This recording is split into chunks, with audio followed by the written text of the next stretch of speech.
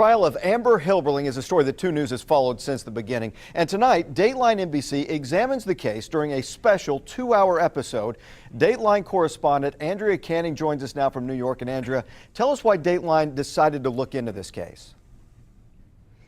I think this case, just as your city knows, had so many twists and turns. And this is a case that has really 3 different stories. There's Amber's story in the police interrogation room, there's Amber's story on the stand, and then there's that neighbor who heard all those things from his apartment who gave a different account. So we've got 3 different stories that the jury was trying to really weed through to figure out what the truth was, and also the fact that Amber was willing to talk, which was absolutely fascinating to hear her side of the story. What about this story that the windows in the apartment just were too thin? Was that important at all to jurors?